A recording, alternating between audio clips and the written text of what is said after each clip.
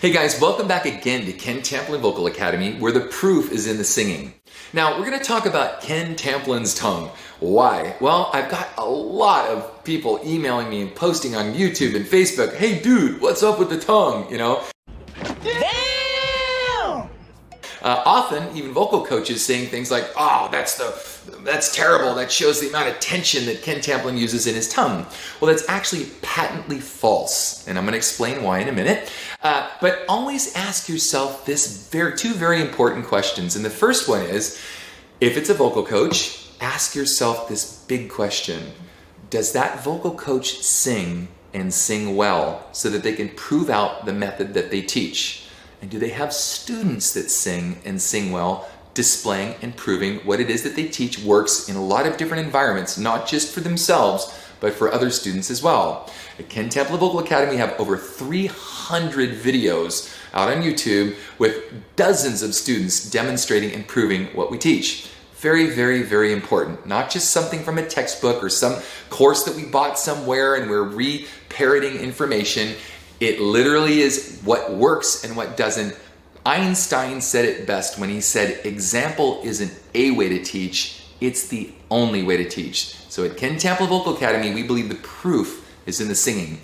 So I want to talk about Ken Tamplin's tongue or tongue placement with good open throat technique. Now what we want to do is we want to have the tongue flat to the base of the jaw. This is called the mandible or the jaw. So if I refer to it mandible, you know what I mean.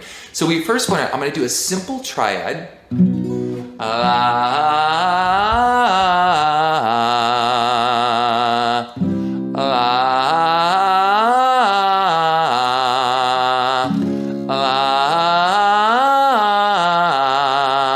Ladies, I'll do it for you in your register also.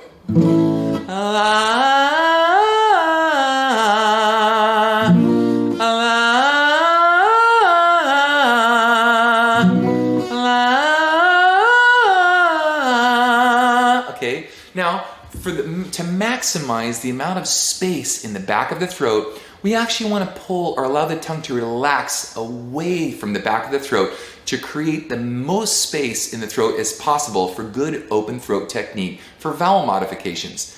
I don't have time to go into vowel modifications. I have a course out called How to Sing Better Than Anyone Else. I cover over 40 hours of this very hard to come by information in my course. So if you're interested, check it out at kentamplinvocalacademy.com. But right now, so the next step to a good tongue placement is it will be flat first, and then once you really train it, you might want to even get a tongue suppressor like from the doctor's office and kind of train it to stay down or hold it down. And think of like him looking at your tonsils, ah, ah, ah, and train the tongue in a lowered position. So, ah, you see it kind of concave to my jaw? That's because I'm able to pull it way away from the back of the throat. I've really trained this for 30 years to know how to do this step. Do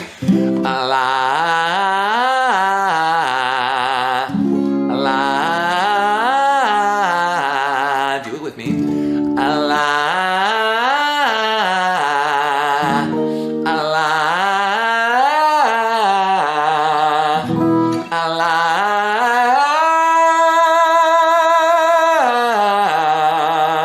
So now we've trained it to be concave to the base of the jaw. But Ken, I see your tongue, it kind of looks like a lizard and sometimes it protrudes out of your mouth, and doesn't that create tension in the tongue?